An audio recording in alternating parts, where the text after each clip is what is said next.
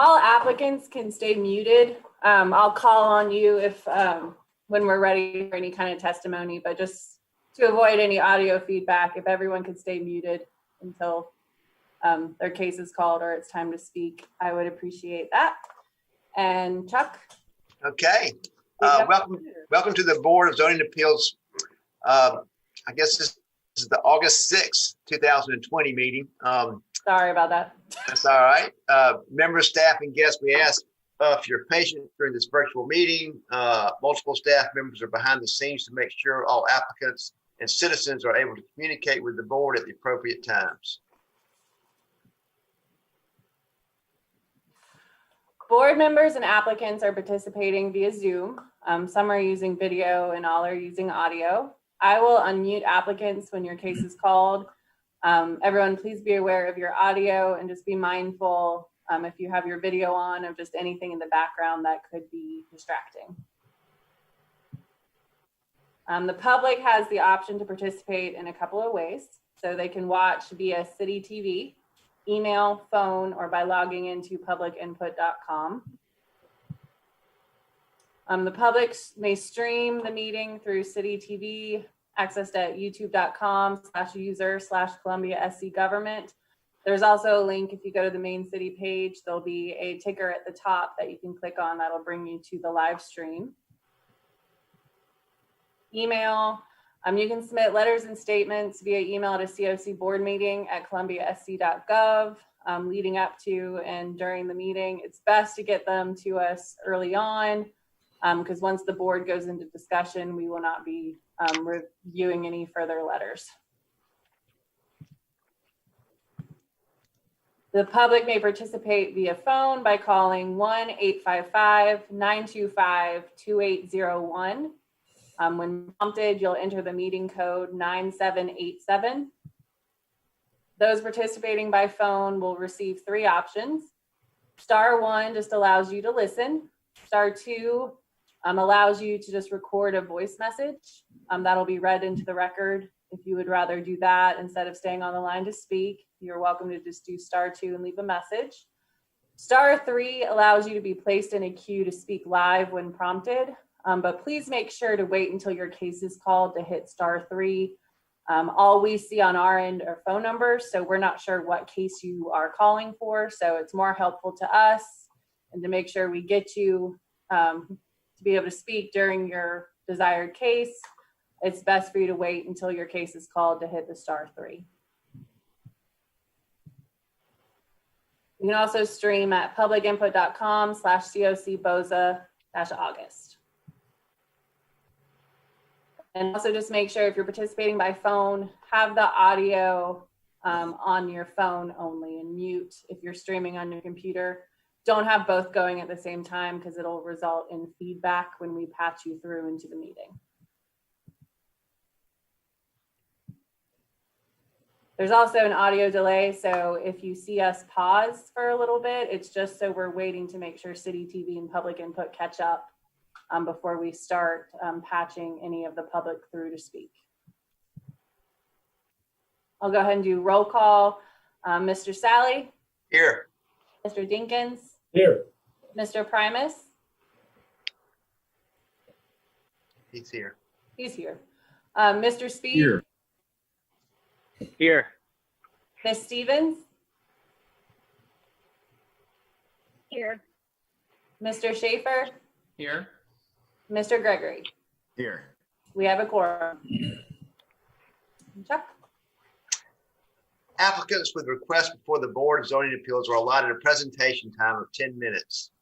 This should also include, but not limited to, an overview of the project, the case history, and any pertinent meetings held regarding the request.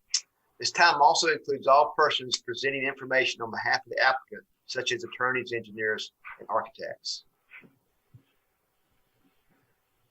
This time limit does not include any question asked by the Board of Zoning Appeals or staff regarding requests.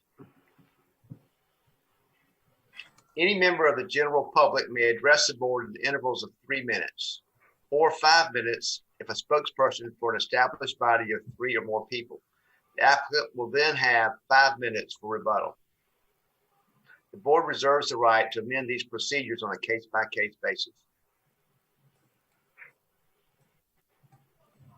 And I also just want to add with the time limit, I know with virtual meetings, some people send in letters. They will also be using the phone system to be patched through. If you speak once on the phone and you use up your 3 minutes, we've had in past meetings, some people raise their hand back in the queue. We will only be patching you through once for your 3 minutes unless the chair says otherwise later in the meeting. With the consent agenda, the board uses the consent agenda to approve non-controversial or routine matters by a single motion and vote. If a member of the board or the general public wishes to discuss an item on the consent agenda, that item is removed and placed on the regular agenda. The board then approves the remaining consent agenda items. The first item is the approval of the July 2nd, 2020 minutes. Then we have case 2020-0037, a special exception for 1501 Richland Street. This is a special exception to establish a miscellaneous personal service and event space. Next item, case 2020-0038 for 943 West Confederate Avenue. This is a variance to the maximum lot coverage requirement for placement of an accessory structure. Case 2020-0039 for 919 True Street, Unit F. This is a special exception to permit a beauty salon. And the last case on the consent agenda is case 2020-0042, a special exception for 2439 Reed Street, special exception to establish a secondary school.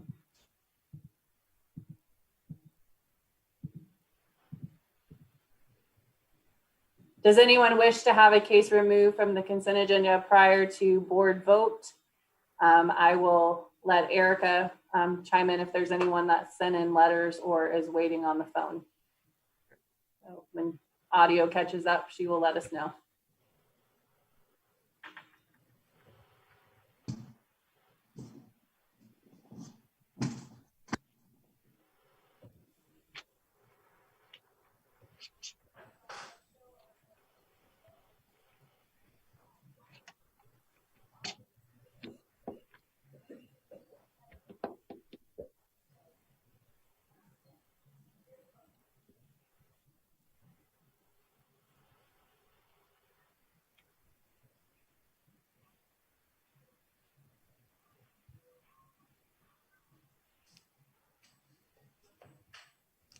Are you there, Erica? I can't hear you.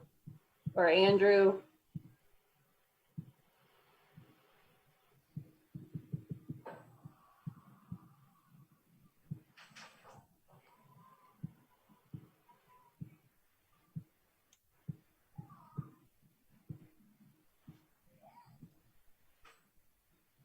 Rachel, while we're waiting, I have a question.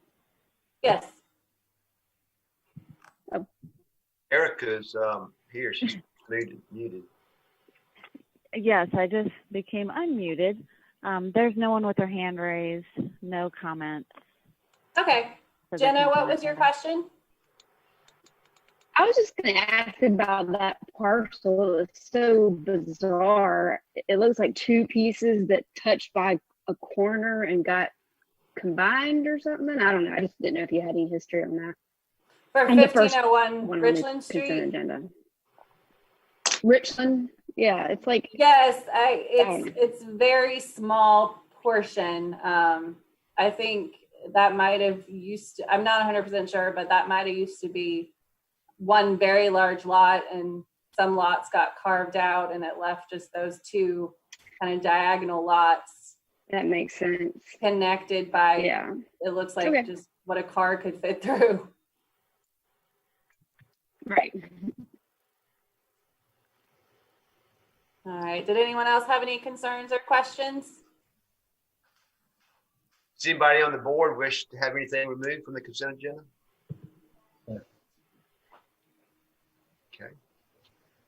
I'll entertain a motion. I'd like to make a motion that we approve the consent agenda, subject to all staff comments. That's second. We have a motion and a second. All in favor say aye. Aye.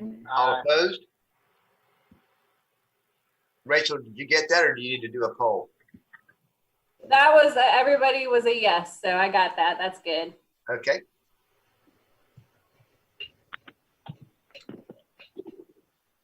All right, and if anyone was on the call from, for the consent agenda, any of the applicants, you all are welcome to sign off now that the cases have been approved.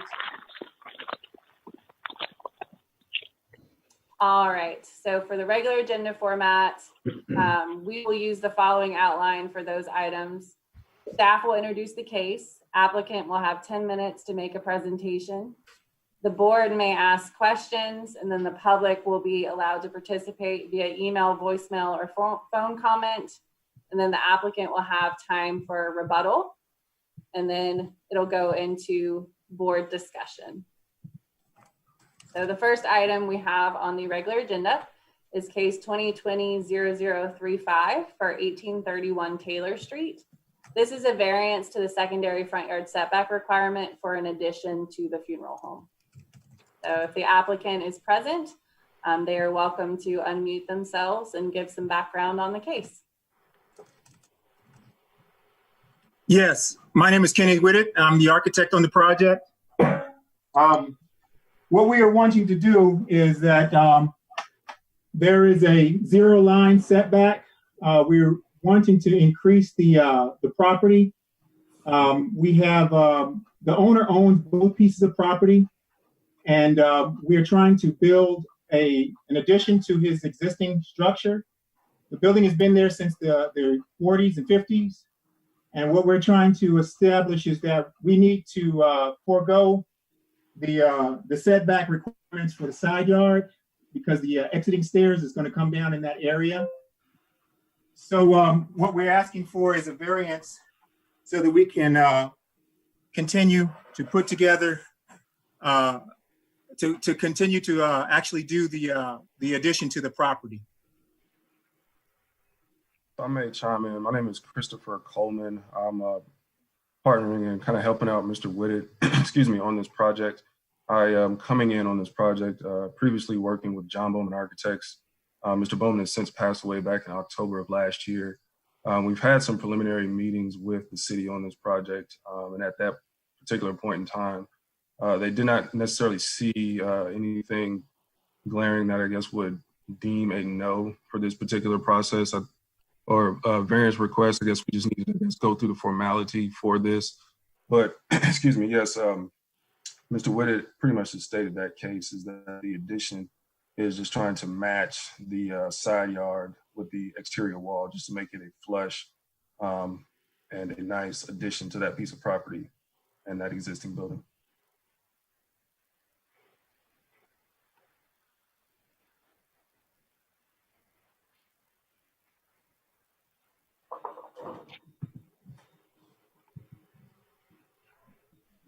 Okay, I get it.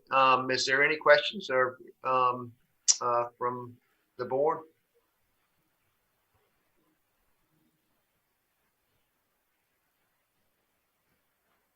I don't hear any. So is that your complete oral presentation? I've read y'all's.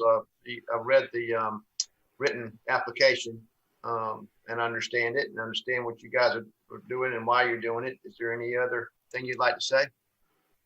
That's it for me. No, sir. All right.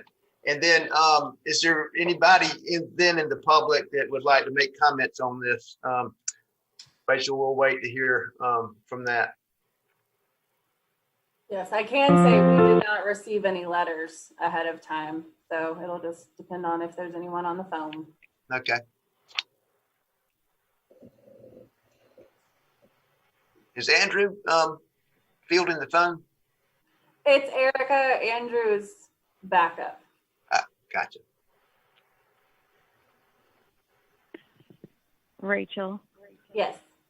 there is nobody with their hand raised and no comments. Okay. Thank you. Very good. So we moved to board discussion. Is there any discussion? Chuck, I think the design, after looking through everything, I think it kind of keeps with the nature of the building. I mean, the building already was existing on the zero line. So thoughts, I thought it was a good design, good layout for what they want to do. I kind of agree. I think it would be a hardship to not be able to follow the existing building line, which was built before there was a side yard setback. Does anybody like to make a motion? Yeah, I'll make a motion that we approve the variance request subject to staff comments. I'll second. Have a motion and a second. All in favor say aye. Aye. Aye. Aye. Is anyone opposed? Okay. Yeah, motion passes. Thank you so very much. Yes, sir. Thank you for the presentation and the very thorough application. That makes it very easy. Thank you. Well, I told them what to do. Y'all have a great Thank day. you, Chris. All right, bye-bye. Take care. God bless y'all. Bye-bye. All right, the next matter is case 2020-0036. This is for 1801 Assembly Street. This is a variance to the off-street parking requirement for a proposed mixed-use project.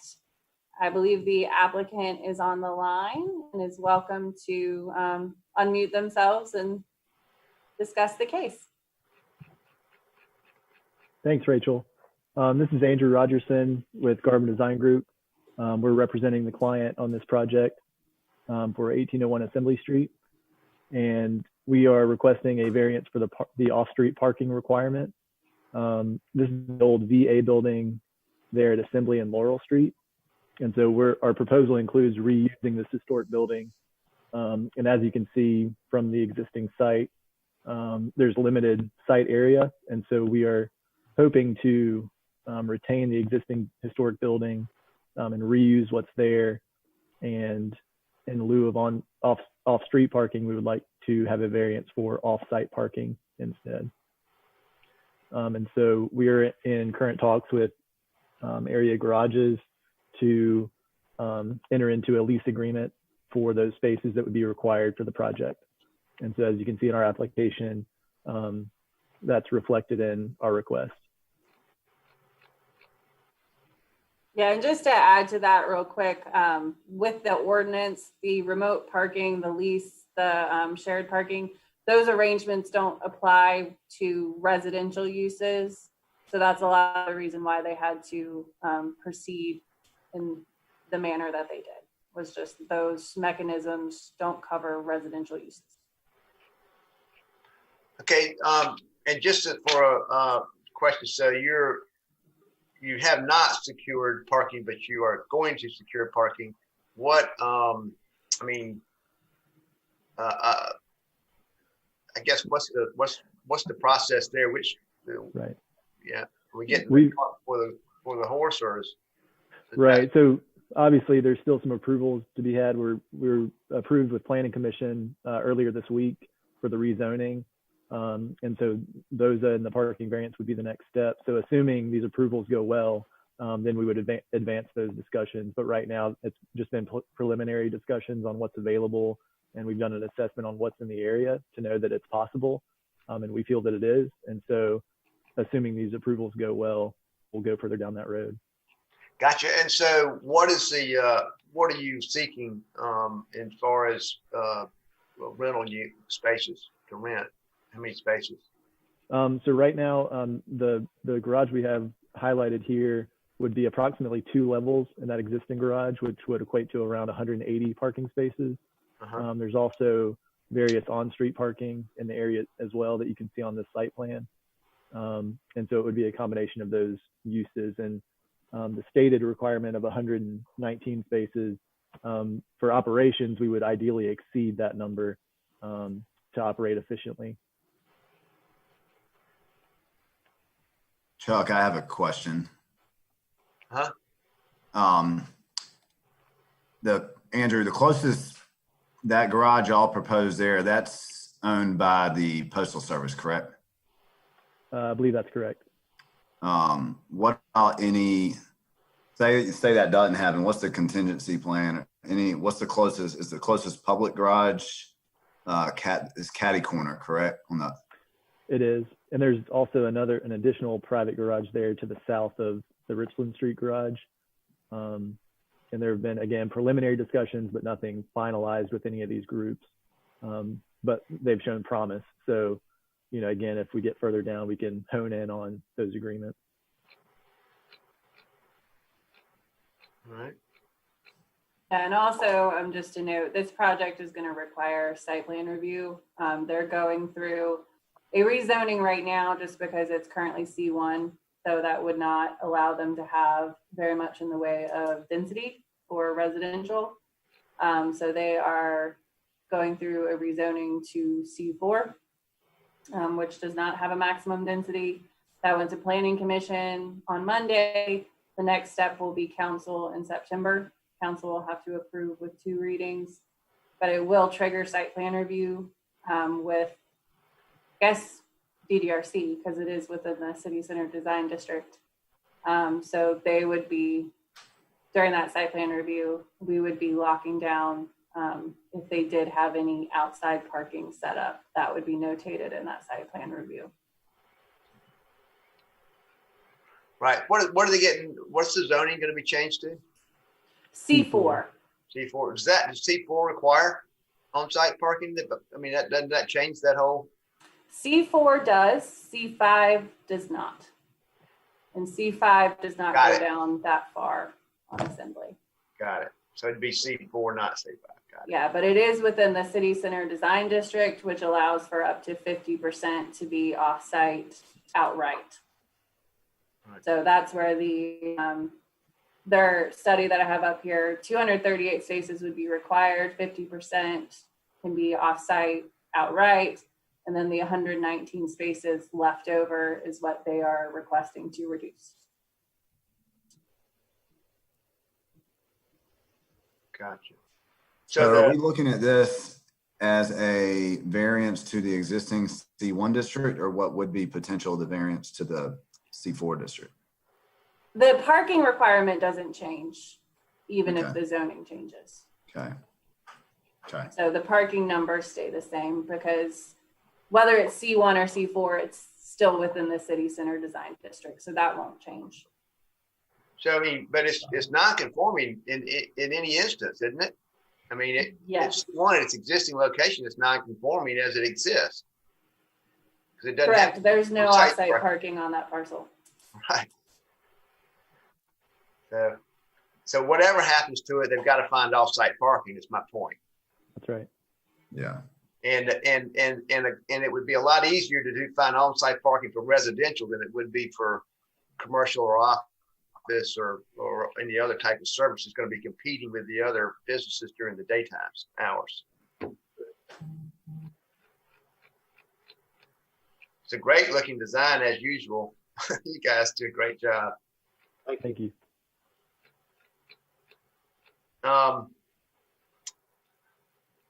Do you want to, is any other questions on the board? Do we want to go ahead and get public comment before we go to the next step too?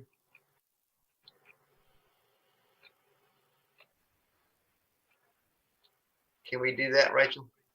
Sure. The only letter received was from City Center Partnership, which I emailed to you all yesterday evening. And Erica can let us know if there's anyone on the line.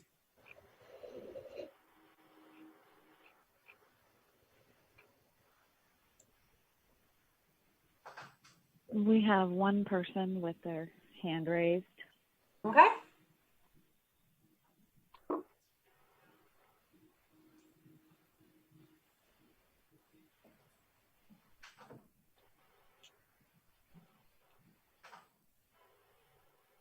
Hi, good afternoon, everyone. My name is Meg Southern. I'm a resident of the Main Street District, and I just wanted to speak in support of this project. I'm really excited about additional multifamily housing downtown. I think that's exactly the direction we need to be going in our city center to promote additional density downtown.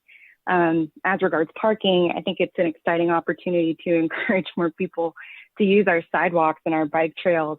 It's, I think, a fantastic reuse of this incredible historic building, and I'd really love to see it move forward. Thank you very much. Thank you. Could I get your name again? Sure, this is Meg Southern, M-E-G Southern, just like it sounds, S-O-U-T-H-E-R-N. Thank you very much. Good Southern name. I agree.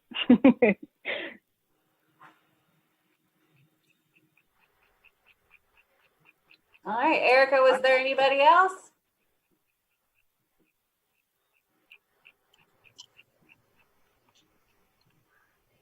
We can move to board discussion. It's a good project. It's not uncommon to a lot of the requests we see.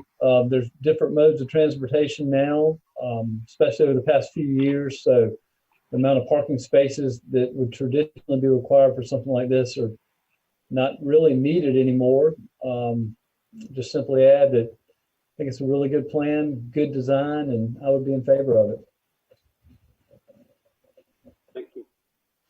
Like, am I unmuted? Yeah, I'd like to say from personal experience, I live downtown. We live in a condo, and we are fortunate to have 2 spaces for me and my husband, but a lot of the people in our building only have 1. And there are married couples that can get by with 1 car.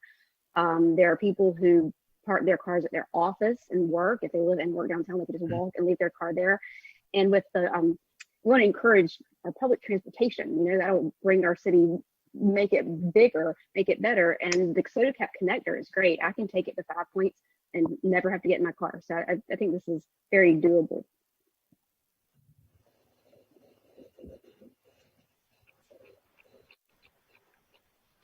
I kind of agree. That's some good points, Jen. I appreciate that. Anybody like to make a motion? Chuck, I'll make a motion that we approve the variance to the off-street parking requirements for the proposed project, subject to any and all staff comments. I'll second. Have a motion and a second. All in favor say aye. Aye. Aye. Aye. Is anyone opposed? All right, motion passes. All right. Thank you. Thank you very much. Yeah.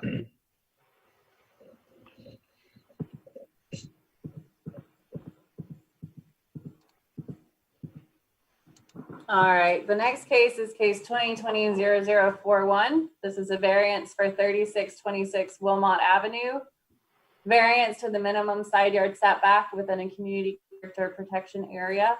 I have a decent sized stack of letters that I will be reading into the record. And then I also sent you all several emails with letters the past couple of days.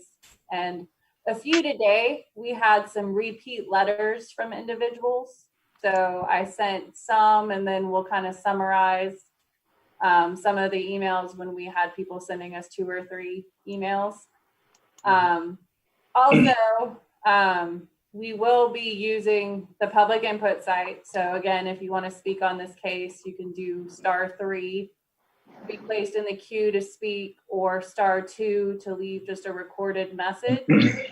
But keep in mind, if you did send a long letter, if you have new information to share, we definitely would like to hear that.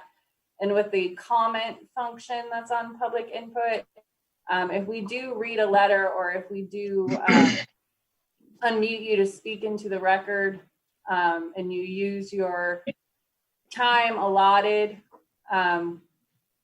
we may not read all of the comments.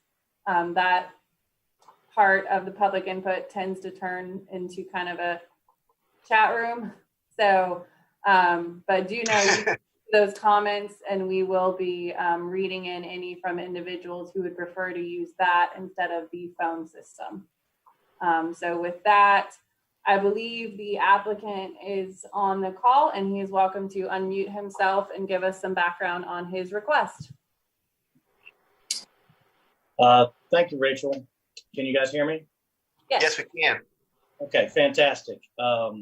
First of all, I would like to say thank you to the members of the Board of Zoning Appeals for your time and service to the City of Columbia. My name is Russell Jones. I'm a real estate agent with Caldwell Banker Realty in the Midtown office. I am a Shandon resident. I live approximately 4 blocks away from this property on Coleman Street. I am very active in the Shandon neighborhood and community. I was a member of the Shandon Neighborhood Council for 4 years. I was the president of the Shandon Neighborhood Council 2 terms ago. And so I'm very invested in Shandon. It's a great neighborhood. Both of my grandparents lived here in Shandon. And so what we're trying to do is to improve the neighborhood by taking this old property that it's there and subdividing the lots. It's a rather large lot. It's almost a 30,000 square foot lot in total.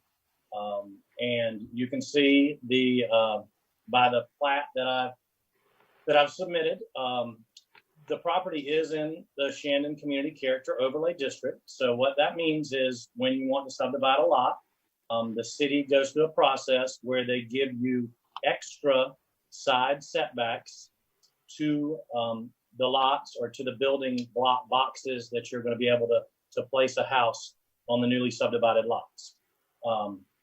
The city also considers the lot in the middle, lot 2, that has an existing house on it to be a newly subdivided lot. So that is subject to the setbacks as well.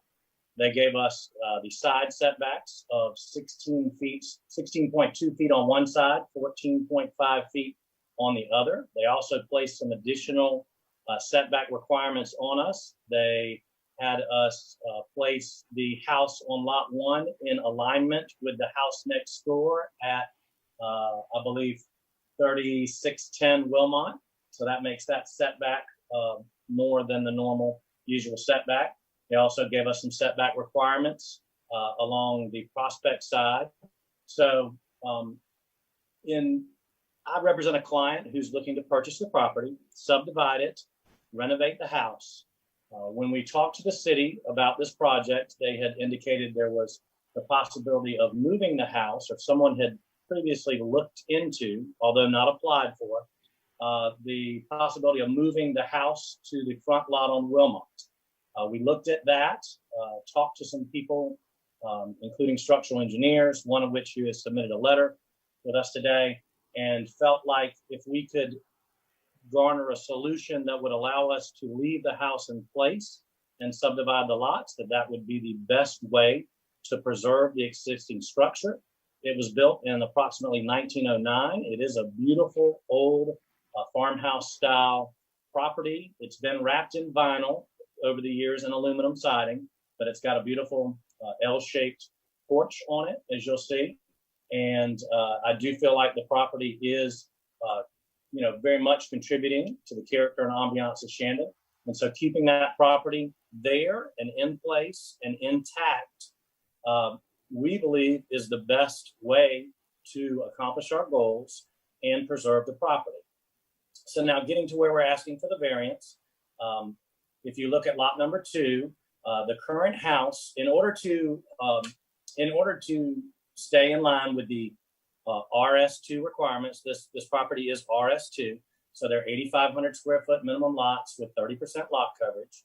And in order to keep with that and subdivide the rear lot, or lot number 3, the lot line ends up being 8.4 feet at its closest point to the new lot line. So what we're asking for is a variance to the 14.5 foot setback established by the community character overlay to allow for us to subdivide the lots and have that one setback be 8.4 feet. We have complied with every other setback required for this project. So this is the only thing that we could not comply with and leave the house in its current position. I do feel like one of the main points to note is that with the 16.2 foot setback on lot 3 between the lot line of lot 2 and where the house will be positioned, the closest that any structures will be put together will be 24.5 feet. And that would only be if we maxed out the building, the width of the building pad on lot number 3. If we built it less than 36.6 feet, then it would be, 36.6 feet is what we've got there. If we built it less than that, then the houses could be potentially more than 24.5 feet apart. Here again, I live on Coleman Street in Shandon. We're a 2-block street, and I'm about 4 blocks from this property. It is my firm belief that 0 properties on Coleman Street have more than 24.5 feet between them. I think that 24.5 feet between the 2 houses is well in character for the neighborhood, which is the intention of the community character overlay, to make sure that lots are not being subdivided, houses are not being jammed in, that the houses and lots are going to be in character with the neighborhood. And I strongly feel that given this plan and the 24.5 feet that will be in between the 2 houses, that will be the case.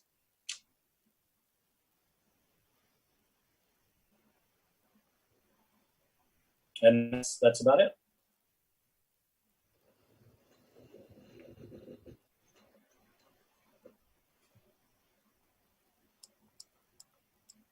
Rachel, I have a quick question for staff.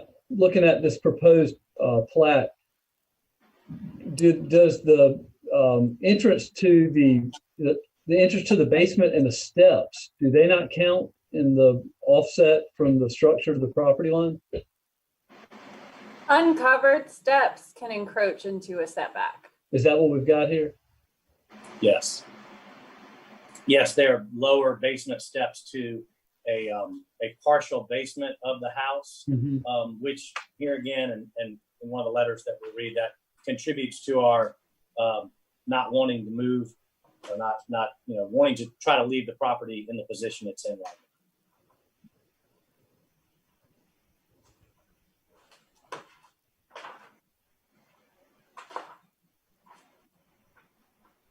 I have a question. So can you explain to me the variables that would prevent you from just shifting the property line between lot 2 and 3 6 feet to the south? What are the variables that are constraining you? Certainly. The variable that's constraining us is the RS2 zoning. RS2 requires an 8,500 square foot lot. So that's what we've done, is we've made it exactly 8,500 square feet, which places that line there. We have made it, the minimum required, but I feel like 8,500 square foot lot is an in character lot, is actually a decent good sized lot for Shandon for sure. It's not the smallest lot that we deal with or you guys deal with. So in keeping with the RS2 zoning, that's what made us put the lot line where it is. Okay, thank you.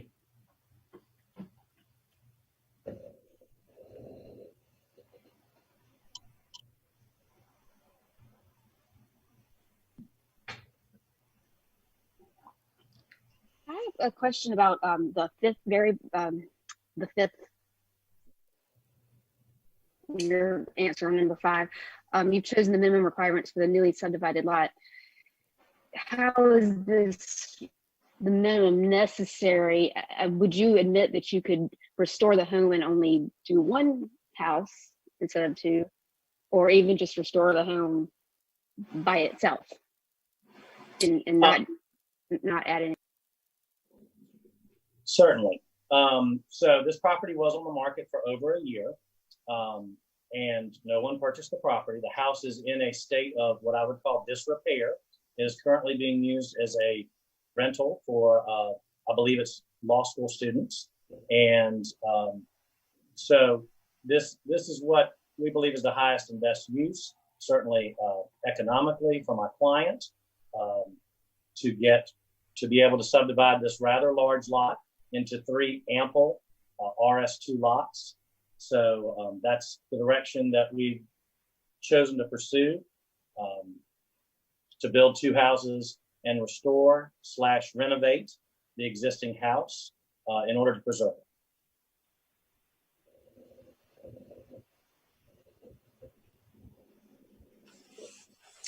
My apologies, I got cut off. So I was off for about 5 minutes, but I'm back just in case somebody was missing me.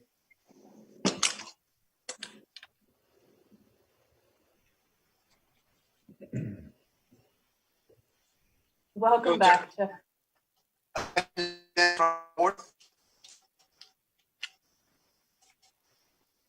Chuck, I got a question. I was trying to look at our criteria for variance requests. With the creation of these would it cause any other other than the setback, would it cause any unconforming, like the minimum lot coverage requirements or anything like that of the existing house on what would be the new lot lines? No, the minimum lot coverage is a 30% coverage. The house that's there now is approximately a 2,700 square foot, 2-story house. I have not measured it out exactly, but even with the porches, patios, and the dwelling, the lot coverage for the newly created lot number 2 would be within the parameters of the zoning, which Jonathan Chambers worked with Jonathan Chambers to develop this plan. We took it to Rachel. We figured out that's the way to make this thing work would be to obtain the variance, took it to Rachel. So Jonathan Chambers has already, looked over this, and basically the only thing that we need is the variance. Everything else, all the other extra setbacks, all the requirements of the RS2 zoning are met with this plan. John, I think that's a good question. I wondered that myself. I mean, looking at it, it looks awful close to me. I know that's what you were thinking. I just did a quick calculation. 30% of 8,500 square feet is 2,550. Right. So, it may be helpful if this plat listed that, but it's got to be close. Good question, John. I wondered that myself. Yeah, and I can just, this is proposed. This plat has not been, because they will have to submit individual plats for each lot. This has not been approved per se. It's just, this has been in discussion for a couple years, actually. But yeah, all of that will be reviewed and finalized before the land development administrator, Jonathan Chambers, would sign off and before any kind of recording. Rachel, do we have any examples nearby of this similar type of subdividing? I mean, I'm looking just one block to the east, and it's almost the exact same lot lines on the tax map of doing what he's trying to do. This is the first time in my memory of this kind of request within the community character protection area. So there's not really another case that has come before BOZA in recent memory that I could point to for this. I mean, a lot of these blocks in Shandon have houses that front the north-south street on the ends. John, I'd say, John, just looking at the tax go map. ahead, Gene. I was just going to quickly say, John, don't forget many of the houses predate the current zoning code and certainly predate the current community character protection area. So that's one reason for it. That's what I was going to say, that they probably were before when this was enacted in 2010. And that was kind of the point of the community character overlay, was to prevent infill that isn't harmonious with the character of the nature of the neighborhood.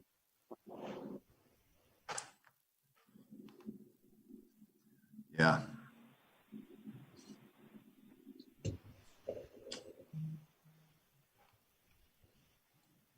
And I mean, if I could address that, I mean, that one of my main points is that I feel like this development, this subdivision of lots is certainly in character with the harmony in the neighborhood.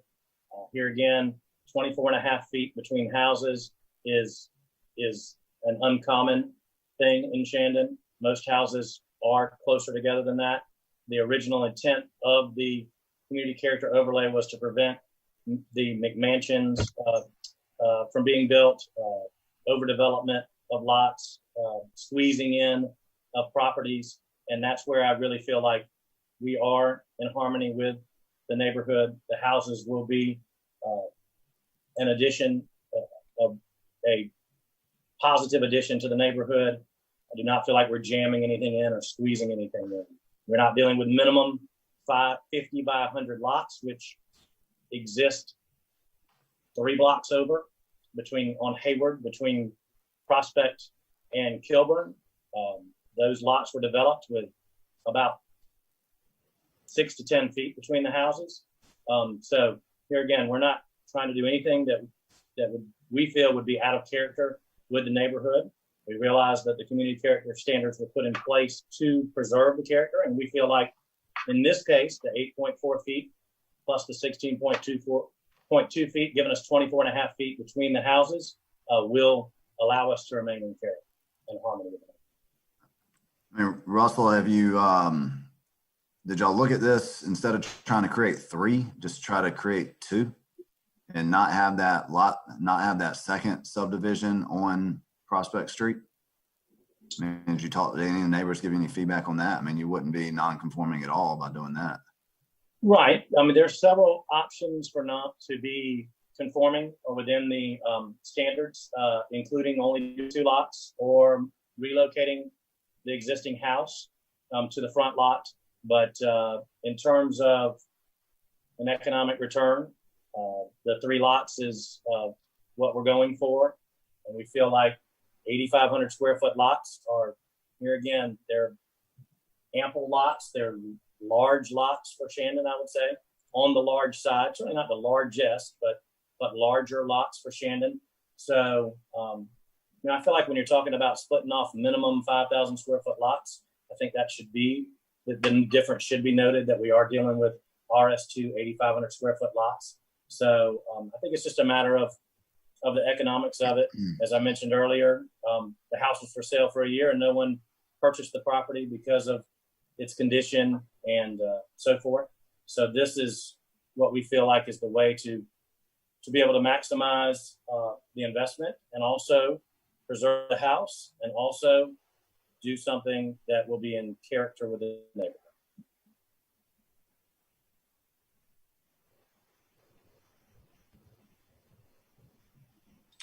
I don't know. I'm just, I get the economic return and all that, but we can't grant variances because, and it says in the zoning code, the fact that the property may be utilized more profitably should a variance be granted may not be considered grounds for a variance. So unfortunately. Can we move on to, we're going to have a lot of people we're going to have to listen to on this. Let's move on to the public input at this point. Okay. Do you want to hear from me first, reading letters, or would you like to hear from the phone call first? Let's get your letters out of the way. Okay.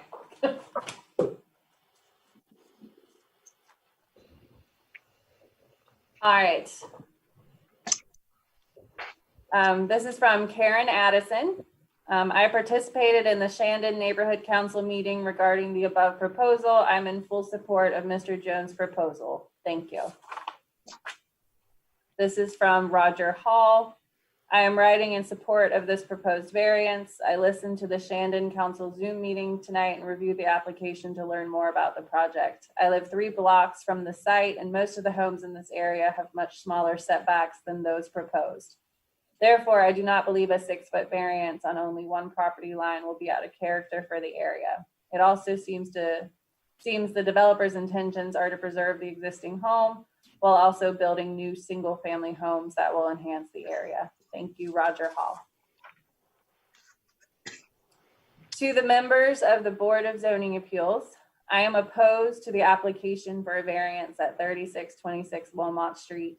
The Shandon neighborhood and Columbia City Council developed and approved the neighborhood's community character overlay to prevent a significant change such as this one.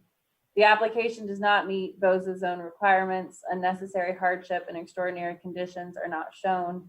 The request is solely based on the desires of the applicant, not a hardship or extraordinary condition. This house is one of the oldest in our neighborhood. Subdividing the property and crowding houses on both sides will be out of proportion and will adversely impact this stately residence.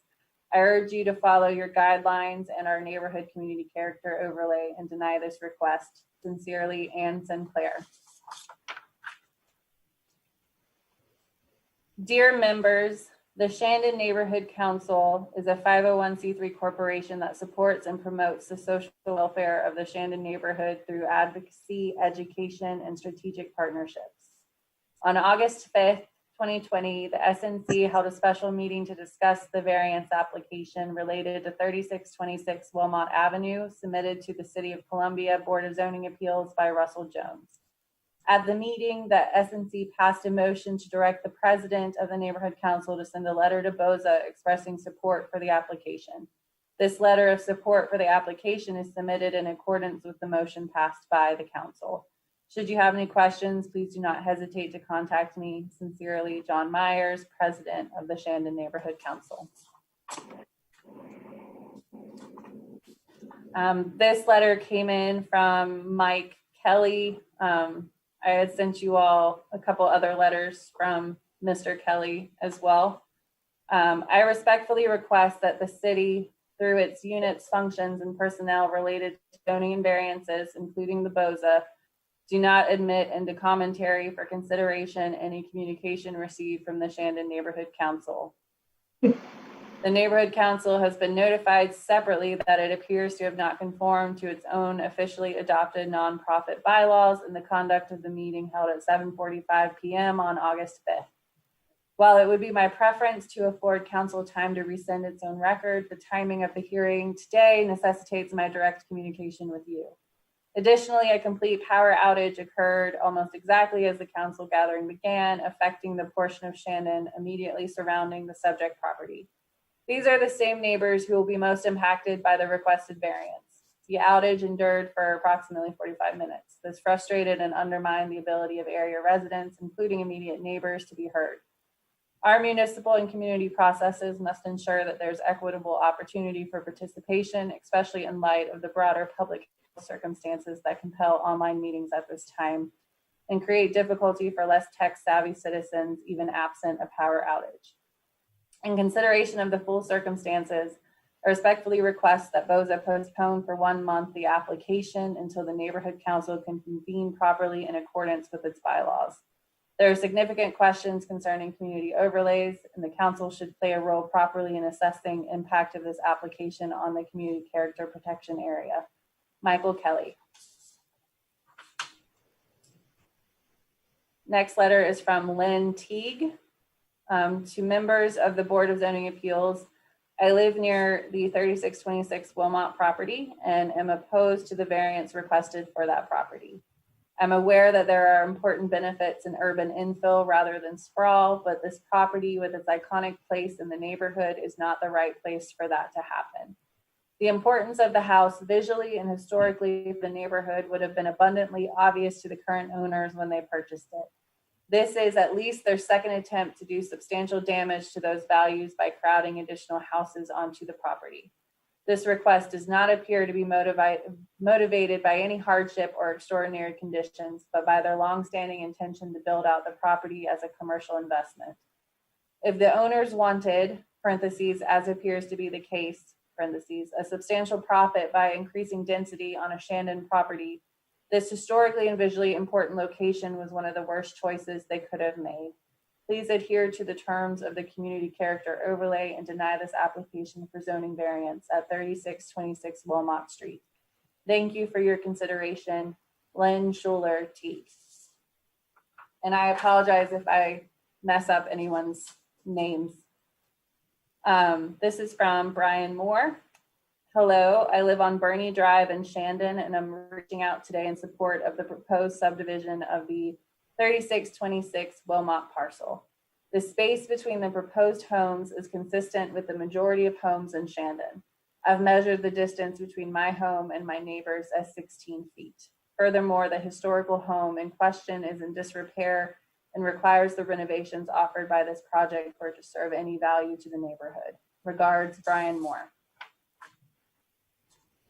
This is from David and Julie Ruff. We would like to express our opposition to the variance request for 3626 Wilmot Avenue. We are against the developer, Russell Jones, dividing the property to add 2 more homes to the lot in the way he is proposing. The current home on the property was built in 1910 and was the first one in our neighborhood, so the neighborhood was built around it. It was originally a farm. It would seem the house would have historical protection. Robin Waits, head of Historic Columbia Foundation, spoke very eloquently last evening about the home and how it could be developed in a much better way. Her objections and those of others on the Zoom meeting were ignored as the council voted 6-3, with most on the neighborhood council living at the other end of our neighborhood from where this home is, to approve Russell's request. That does not reflect the objections of the neighbors who have made many, many comments on the Shandon neighborhood Facebook page against the requested variance.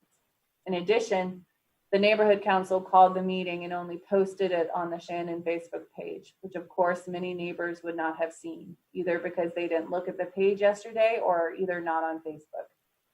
The bylaws of the council state there must be 48 hours advance notice of the meeting, which must be given by mail or phone, and that did not happen. How can neighbors weigh in if they have no idea about a meeting on this issue? This meeting should be invalidated. One often expressed concern about BOZA is that the board is mostly made up of developers and that they always side with the developer. I sincerely hope that is not the case, but it does seem to be. Thanks, and we hope to be able to tune into the meeting today. David and Julie Ruff.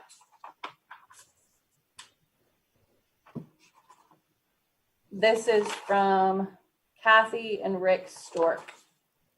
Dear members of the board, my husband and I write you today to respectfully request you consider the following in opposition to the variance request for 3626 Wilmot Street and the submission of a position statement by the Shandon Neighborhood Council into evidence, and in support of delaying a decision regarding the variance request submitted by Mr. Russell Jones. We live at 101 South Prospect Street, just 2 blocks from the 3626 Wilmot Street property and another historically significant home. That said, we understand the benefits as well as the challenges of a home more than 150 years old. While our home is not original to the Shandon neighborhood, it is one of the older and most historically significant homes in Shandon. Because of our love for the rich history and charm found in homes such as these, we oppose the request for variance requested by Mr. Jones for 3626 Wilmot Street property. Further, we feel the request does not comply with BOZA guidance, and subdividing this parcel will distract from its surroundings and contradicts the historic preservation and community character overlays the city has established. In addition, we also ask that any position shared by the Neighborhood Council Board is stricken from the record because the council did not follow procedures outlined in its bylaws regarding proper meeting notice. A specially called meeting was held at 7:45 p.m. on Wednesday, August 6th, without the proper 48-hour advance notice of a public meeting. Proper communication channels were also ignored.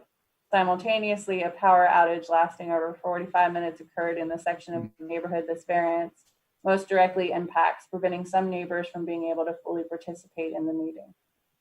Finally, we respectfully request that BOZA postpone for 1 month the application for 2020-0041 until the Neighborhood Council can convene in accordance with its bylaws and so that all opinions, pro and con, can be heard properly. There are significant questions concerning community overlays, and the Neighborhood Council should play a role properly in assessing impact of this application on the community character protection area. With kind regards, Kathy and Rick Stork. This is from Jesse Burke. To whom it may concern, I attended via Zoom the special meeting of the Shandon Neighborhood Council last night called for the purpose of discussing the request for variance on the required setbacks of the property at 3626 Wilmot is subdivided. While it may be a shame that this property will be subdivided, the reality is that it was up for sale for an extended period with no one willing to purchase the entire property and rehab the home currently situated thereupon. That being said, I guess this is progress. Having been a member of the Shandon Neighborhood Council when we went through the process of getting the CC overlay, I am keenly aware of the reasoning and purpose behind it. I do not feel that the proposed subdivision of and new construction on this property violates the original intent and protection sought. The variance being requested will still leave a greater setback by several feet than the minimum required on lots of record in RS2 zoning. The two new 8,500 square foot lots will be similar in size in proportion to the two lots immediately south of this property. The two new 8,500 square foot lots will be larger than the first three lots on the southeast corner of Wilmot and Prospect. They will be similar in size, but slightly wider than the two lots at the northeast corner of Wilmot and Bonham. And the new corner lot will be similar in size in proportion to the lot on the northeast corner of Duncan and Prospect. In the Shandon Neighborhood Council meeting last night, some argued that the existing house could be moved forward to sit upon the larger proposed corner lot.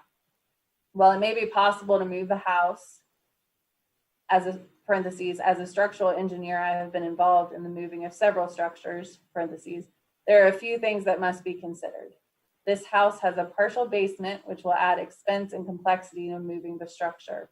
This house has two interior brick masonry fireplace chimney assemblies that most likely would have to be completely disassembled to move the structure and then rebuilt to maintain the historic nature of the home. And the wraparound porch would need to be removed in order to relocate the structure and then rebuilt in the new location, adding yet additional expense. So while moving the existing old house may be possible, it may not be economically feasible. And the best scenario to leave the largest budget amount for rehabbing and preserving this home is to leave it where it sits.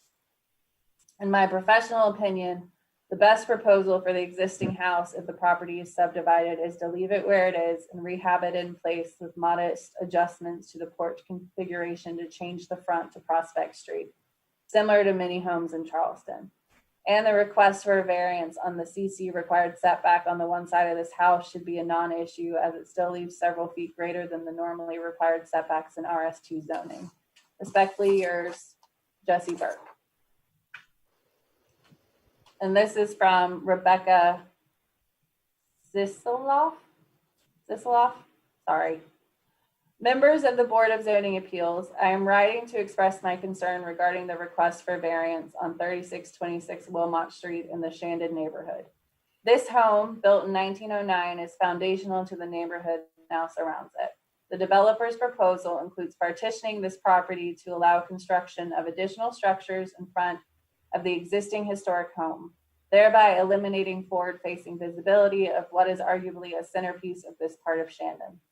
This home is deserving of protection from development that would undermine its historic value and its contribution to the character of the neighborhood.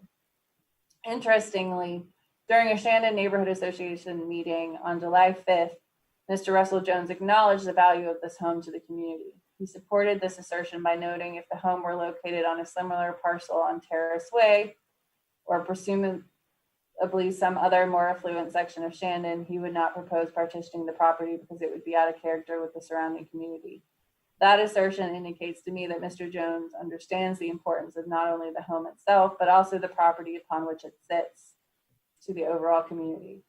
However, he does not extend his hypothetical interest in protecting the property to its current location, citing as a rationale the apartment building located across from 3626 Wilmot and the number of rental properties located in close proximity of the home. His comments indicate that he does not believe that Shandon as a whole is deserving of the protections that he, by his own admission, would extend to other streets within the neighborhood that he deems to have greater value. I wholly disagree with this piecemeal approach, zoning protection, and instead assert that all of Shandon should be equally protected from overdevelopment that reduces its community character. I will close by commenting that although I'm not a resident of Shandon proper, I live on Duncan Street in Sherwood Forest within approximately 4 blocks of the home at 3626 Wilmot. I frequently walk by the Wilmot house and appreciate its grand historic presence. It would be a loss to the community to allow this home to a forgotten relic hidden behind new construction. Therefore, I ask the Board of Zoning Appeals to reject this variance request. Thank you for your time and consideration. All right, those are the letters that I have received. I will turn it over to Erica if she has further letters or people on the phone ready to speak?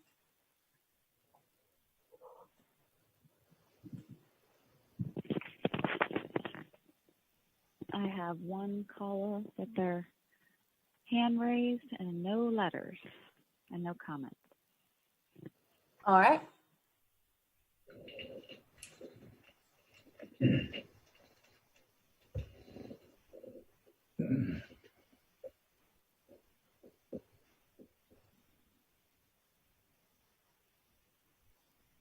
Hello.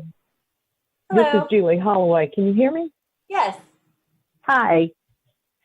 I appreciate you taking my call and hearing my comments.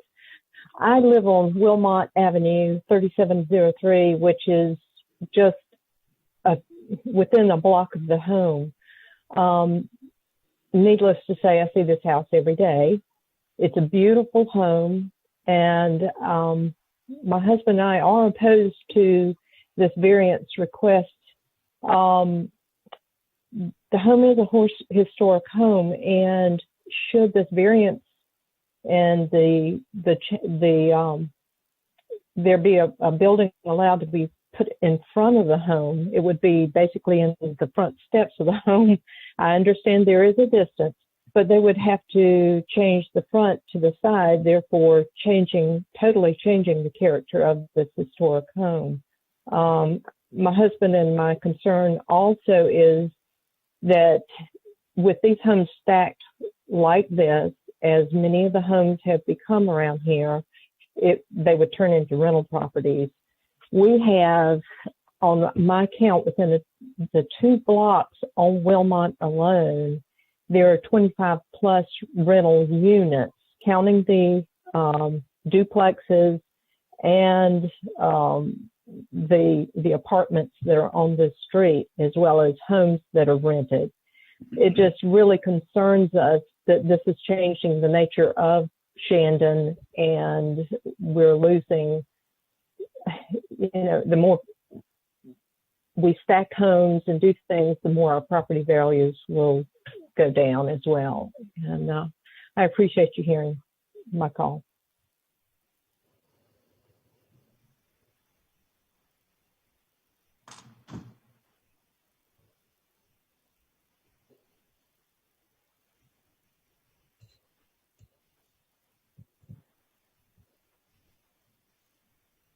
Is that all the calls?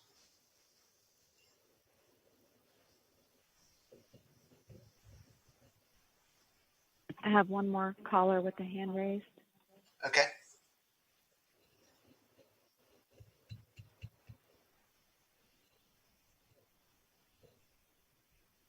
Yes, this is Michael Kelly. An email I wrote earlier concerning the Shandon Neighborhood Council did not address the specific concerns of this.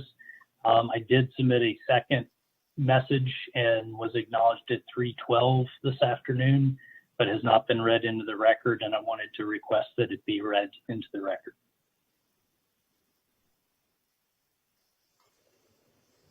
Do you have that, Rachel?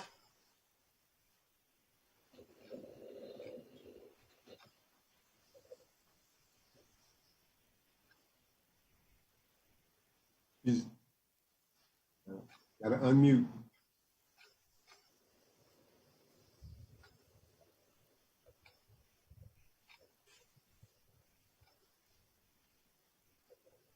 Rachel, you're muted. You're muted. Sorry. I was saying it's 3 pages. I will, that's why I had sent it to you earlier, but I'll read it into the record. As a neighbor in close proximity to the property at 3626 Wilmot Street, having South Prospect as our shared side street 2 blocks apart, I write in firm opposition to the application for variance on multiple bases as detailed here. 1, non-conformance to code requirements for variance, section 17-112. Regarding 3A1, there is 0 unnecessary hardship evident in this application. Regarding 3B1, exceptional conditions, the property was in comparable but slightly better condition when applicant purchased the property. They had opportunity to know its issues, and with sobriety, realize the investment needed to successfully sell at their desired price in the future. They purchased the property anyway. They have since failed to maintain in keeping with city code. Their assertion that relocation of the home or subdivision of the lot are the only two options available to them is patently false. Other viable options include selling the home for a reasonable market-based price, taking into account both its condition and historic character. They have not made a good faith effort to do so. Both possibilities they entertain for the benefit of BOZA involve profit-taking for profit-taking's sake. Regarding 3B1, unreasonably restrict utilization, subdivision of this lot is exactly the use case that the ordinance is written to prevent. Nothing could be more clear. Regarding substantial detriment to the adjacent property or public good, the request is wholly offensive. I have personally spoken with a Prospect Street backyard neighbor who very recently bought and beautifully renovated her single-family home on Duncan Street. She asserts that she would be personally harmed by the loss of the decades-old magnolia tree that will be removed between her and the existing home to make way for the new home. That tree and the canopy created were selling points for her. Their removal will lower the curb appeal. Public good is jeopardized on multiple concerns. Prospect Street is narrow, and any further development of side entry will further diminish street passage, most especially for pedestrians who have no sidewalk access on South Prospect. Additionally, immediately adjacent to the existing side yard, South Prospect gathers standing water for days after even a slight rain. In winter, this freezes. Under both weather conditions, through passage is further narrowed. Emergency vehicles must pass through this area at time. Additionally, there's no sewer entry along the entire length of South Prospect. In the flood of October 2015, homes along South Prospect and Yale flooded, posing a threat to life and limb, and were unavailable for occupancy for months during repair, with repairs at considerable cost. This area is not a flood zone. Nonetheless, accumulation of water downhill from this property created an actual harm to the public and presents an ongoing risk. The addition of non-permeable roofs and parking areas and the loss of permeable soil and vegetation that aids retention will result in more runoff. This is against the public good. Moreover, the loss of character of this historic home, represented as the oldest and original in all of Shandon, presents a harm to the public good. We must preserve, not encroach and decimate historic properties and the shade tree canopy that has for decades been the character, indeed the key selling point of this southern downtown neighborhood. This house visibly exemplifies the character of this neighborhood and must continue to do so. Prohibition, regarding 3B2, prohibition against variance to enable more profitability, this request fails flatly. Maximizing profitability is the evident motivating factor which has prevented the applicant and property owner from exploring other options. This is forbidden in the code which BOZA is responsible to enforce. 2, active ongoing violations of city code. City of Columbia Code Enforcement has active reports of multiple code violations on this property. Photos of these issues taken this week are available. This includes 1, a large dead pine along the front and South Prospect line that poses a real and ongoing hazard to communication lines, street passage, and human passerbys, as well as properties and residents directly across South Prospect. 2, a collapsed and collapsing outbuilding sits in the backyard. Safe human entry is not possible, leaving it available for infestation of vermin. And 3, lapboard appearance siding and window trim that is falling off of the house in several locations fails to meet standards of property upkeep. BOZA has no basis to believe the property owner or applicant will suddenly achieve adherence to code in the future based on past and continuing behavior and non-action. The appearance of the property is damaging to the value of surrounding homes and offends the community. Granting a variance would reward these property owners for allowing the property to deteriorate and so encourage other property owners to let their properties fail or fall into disrepair to substantiate future applications. This further harms the Shandon community. 3, misleading representations and partial responses to the variance request. Items 1 and 2, extraordinary and exceptional conditions. The response addresses only one alternative, relocation. That is a false flag. A wise saying goes, if plan A doesn't work, go to plan B. If Plan B doesn't work, there are 24 more letters in the alphabet. Rejection of this request will compel applicant to explore additional options that do not violate the spirit, intent, and letter of the community character overlay city code, nor offend the good of the adjacent neighbors and public. In a gathering of the Shannon Neighborhood Council and concerned neighbors on August 5th, the applicant verbally offered shifting excuses in response to numerous questions about this request. Speculative reasons why the home could not be relocated unsubstantiated with facts or estimates, the risks to the home, the continuing lease of the home to multiple persons that prevents or delays certain activities, and the unknown condition of the home. He offered no consideration as to why the home could not be renovated and sold at a market-driven price with the existing lot intact. That option is certainly available and preserves the interest of neighbors and the character of the surrounding community. Additional options are also conceivable.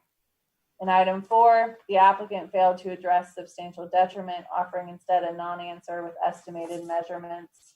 In item 6, the applicant described why the plan will allow and what the plan will allow, and flatly did not address the required considerations of harmony or how it will not be injurious. The application is incomplete in sections, an error elsewhere, and must be rejected by BOZA. 4, misrepresentations of potential value to neighbors. At a gathering of Shannon Neighborhood Council and concerned neighbors on August 5th, applicant and property owner made repeated assertions about future property value that defy common sense and the realities of a free marketplace. They pledged that 3 future homes will each be valued at $600,000 or more, asserting neighbors should be thankful for this. If the existing historic and charming 3,244 square foot home with stately grounds of 30,193 square foot cannot sell for near that price, the subdivision of the lot into smaller parcels and subsequent construction of 2 smaller homes defies any assertion that 3 properties on the same total land will each sell for a price the main home cannot attain today with all its majesty intact. Moreover, the applicant argued that 3 homes will deepen the tax base for the city. Such is not the basis of the ordinances under BOZA's consideration. I respectfully implore the Board of Zoning Appeals, do your job, deny this request, enforce the code, and preserve the community character protection area you are individually and collectively charged to uphold. Sincerely, Dr. Michael Kelly.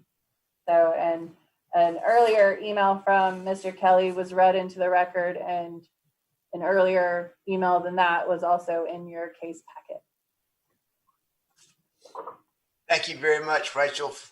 That was. And I also just want to reiterate, any other letters received before about 6:30 last night, those were provided to the board ahead of time. So that is why those letters were not read into the record. A great deal of letters have already been provided to the board, as I knew I would be unable to read 20 or so letters into the record by myself.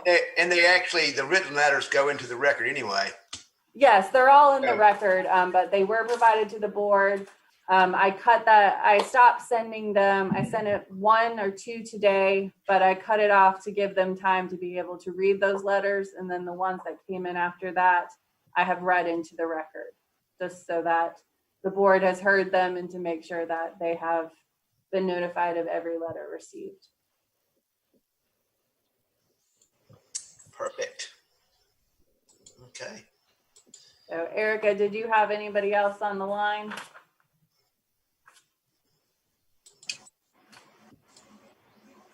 At this time, nobody has their hand raised, and there's no other comments.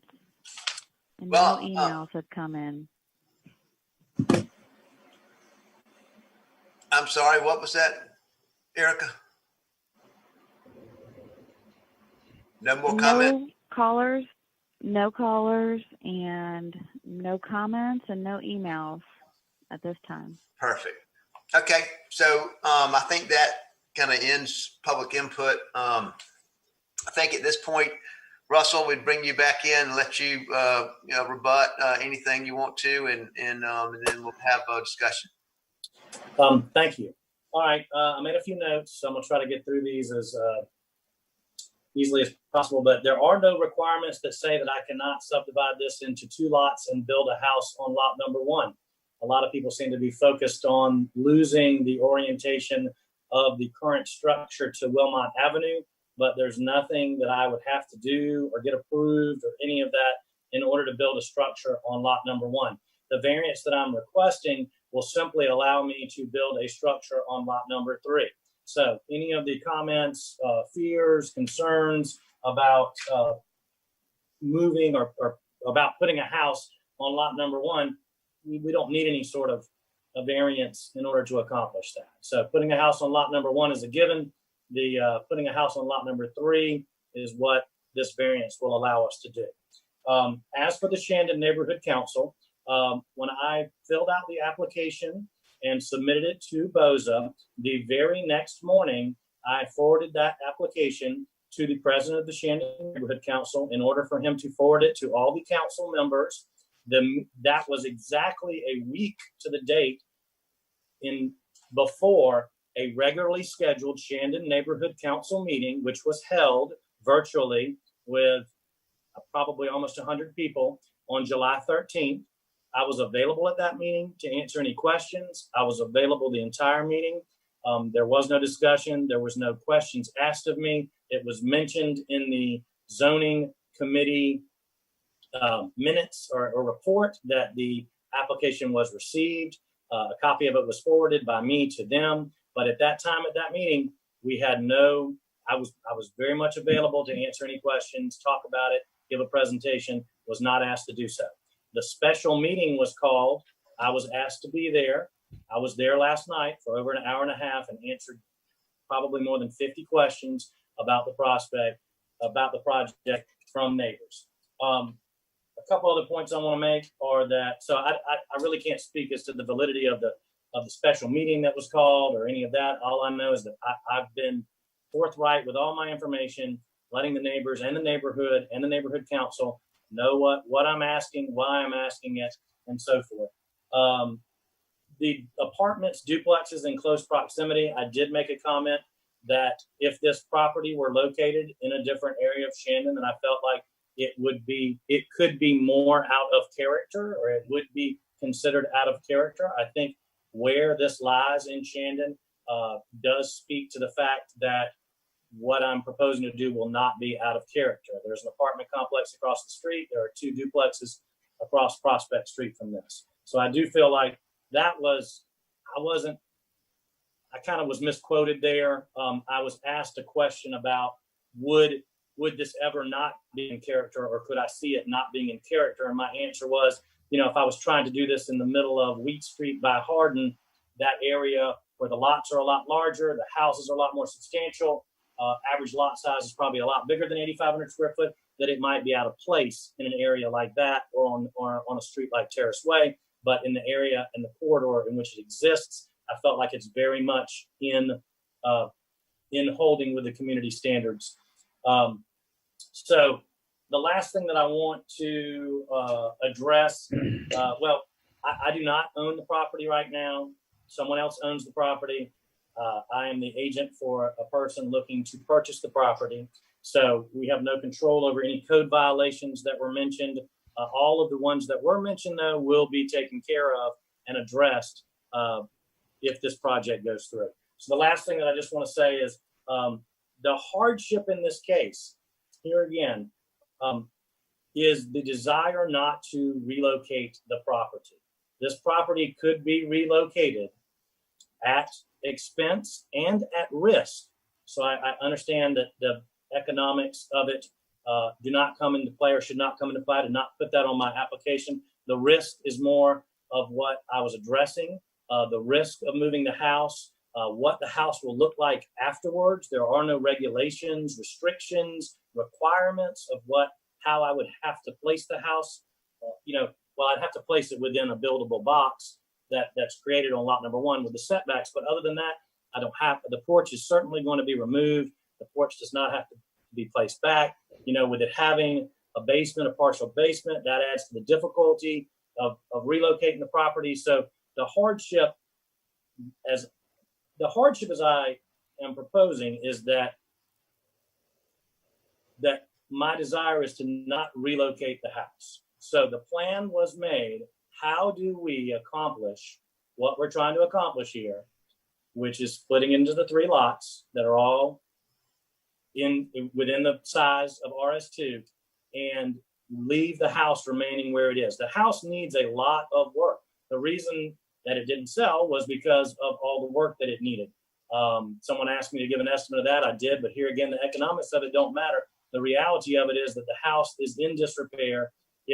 Several neighbors mentioned that they thought that it was not contributing to the neighborhood in its current condition. So our plan will preserve, renovate, and upgrade the house while leaving it in its location, leaving it there with its majesty. And here again, the only issue that we're really dealing with here, what I'd like to try to keep on point, is that I'm asking for an 8.4 foot setback instead of a 14.2 foot setback, which still will leave 24.5 feet between the house placed on lot number 3 and the existing house. But if the variance was not granted, we could still purchase the property, subdivide the lot, and place a house on the front lot on lot number 1, which seems to be the biggest concern of people. But that and other issues such as trees and design, and those aren't really pertinent to this. What I feel like the main point is that community character overlay was put in place to preserve the character of the neighborhood. These setbacks that they give are in a way arbitrary. They're different for every project. So they go and they do a survey of the houses 750 feet around, and then they come up with these extra setbacks. So they came up with the extra setbacks. We made every attempt to fall or to utilize those setbacks and make the project work. We could not do it. I'm sorry to interrupt. I just wanted to state the 5-minute rebuttal time is up. Okay. Chuck, would you like to grant any spillover time? Yeah, if you want another minute to wrap it up, I think that's fair. Okay. I'll wrap it up very quickly. So, I mean, my point is there are different options about what can be done on this land for this project. We firmly feel like this is the best route to preserve, protect, and upgrade the existing structure while meeting our goals, which would be to subdivide 2 lots and the back lot there on lot number 3. So really all we're dealing with is the 8.4 foot setback to lot number 3. And I strongly feel that 24.5 feet between the houses will enable us to remain in character and harmony with the neighborhood, which is the original intent of these extra setbacks that are put in place. Thank you. I appreciate the extra time. Thanks. Okay, we move into board discussion, and or if anybody has any other questions that they would like to address the applicant as well. Russell, if you don't mind hanging around. Not a problem. Chuck, I've got quite a few comments. I feel very strongly about this matter. So I guess bear with me for a second while I go through them all. I'm thinking carefully and listening carefully to the applicant and all the callers. I guess I'd just like to start with the fact that most of these cases that we've seen that involve encroachment into setbacks and variances to encroach into setbacks are with existing structures, existing dwellings, carports, whatever that exist, but maybe non-conforming, where the owner's simply attempting to make the structure better. So they're asking for a variance to the minimum setback so they can do what they want to do and conform, whether or not those predate the zoning code or not. I don't know, but those are how most of the successful variances to these setbacks that we've granted over the past couple of years have gone. And I view this case as totally different. I would start by saying I do applaud the applicant's desire to keep the existing structure. I pass by there a lot. I think it's a very neat property. It reminds me of an old farmhouse, which I heard earlier someone say it was. So I applaud that.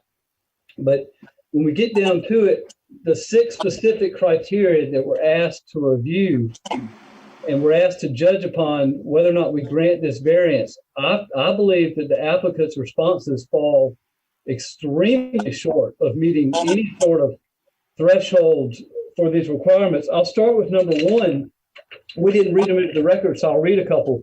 Describe the extraordinary and exceptional conditions, example, size, shape, and topography that pertain to the subject property. His response was the desire to preserve the current structure. In no way do we meet number one, or if we do, in no way was that stated in the application. Number two, explain how the conditions noted above, meaning the extraordinary and exceptional conditions for the property, do not generally apply to other properties or structures in the vicinity. The response was the home is not suitable for relocation due to age and condition. That, in my opinion, that does not answer the question at all, or come even close to proving why we should grant this. And I won't read through all of them to give some others time to speak, but just a couple more points here. It's not a hardship to be able to want to subdivide the property into 3 parcels. There's no hardship. This house, someone stated, was constructed in 1910. It's been there for a long time. It's a beautiful home. There's no hardship, in my opinion, that you can't subdivide into 3 parcels. If we were to grant this variance to this setback, if we grant this variance based upon the responses in the applicant's application and his testimony here today, if this thing, and this is my opinion, of course, if this thing was to go on appeals to the court, we would have an extremely high likelihood, in my opinion only, of losing. I do not feel in this case that it's even close. This is a community character protection area. If we grant a variance to subdividing a lot, a variance to a side setback here, what's the point of having the community character protection? There have got to be 20, 30 other properties in Shandon where someone can say, well, we can't meet the side setback, but we can meet the minimum lot square footage. So we'll just come in front of BOZA and ask to do that. So in summary, I couldn't feel more strongly that this is inappropriate for this lot. To try to subdivide this thing into 3 parcels, jam that house into the middle lot, that, in my opinion, this will not work. And I'll sum up. I urge the board to deny this request. I do not feel it's appropriate for the location. I'm frozen. Can y'all hear me though? Yes. Yeah, we can hear you. Okay. Yeah, Gene, I agree with you. And I was going to say the same thing about the criteria not being met. And number 1, number 2, number 5, also, this isn't the minimum necessary. And the applicant even said the property could still be subdivided in a way that doesn't require a variance. So I agree. I don't see how the application effectively addresses the criteria. Yeah, I'm gonna say, I applaud the effort to try to do something creative to make this more attractive to the market. But yeah, I agree with Gene and Jenna. And we can always subdivide and have 2 lots. We don't need 3. Okay. Any other discussion? I will entertain a motion. Okay, I'd like to make a motion that we deny the variance to the minimum side yard setback for this property. I second. We have a motion and a second. All in favor, say aye. Aye. Aye. Is anyone opposed? Aye. Is anyone opposed? I hear none. Motion passes. All righty. All right, so I did want to make note, I had emailed you all previously that Chuck and Josh, their time with us will be coming to an end soon. They have the positions posted. I don't know if they're going to appoint anyone before our September meeting. I will let you all know, but are you all willing to sit on in September in case we need you? Sure. I appreciate that. Yeah. So, Yeah, no problem. That works for me. yeah. So, but just in case, I do just want to say thank you to both of you for your time with us. So especially Chuck, you've been a great chair. So thanks. It has been appreciated. So, and I hope everyone has a great August. Well, thanks everybody for all of your help and diligence on this. This was a lot of going on today. So appreciate everybody and all the staff that helped as well. Thank you so much. Yeah, and just excuse me, everyone. This is Crystal. I've been sitting holding for 919 True Street, Unit F. Yes, ma'am. Your case was approved at the beginning of the meeting. I was here the whole time. Well, thank you so much. Oh my goodness. I've been here the whole time and I'm not sure when I missed it, but I've been here, but thank you so much. Thank you. Sorry. Go ahead and work. Just take the signs down. We'll get your business license approved tomorrow. You can give us a call in zoning. Thank you so much. Of course. So, would anybody like to make a motion to adjourn? I move that we adjourn. I second that motion. All in favor say aye. Aye. Aye. We are adjourned, everyone. All right. Thanks so Take much. care, everybody. Have a great weekend. All right. Thanks, Chuck.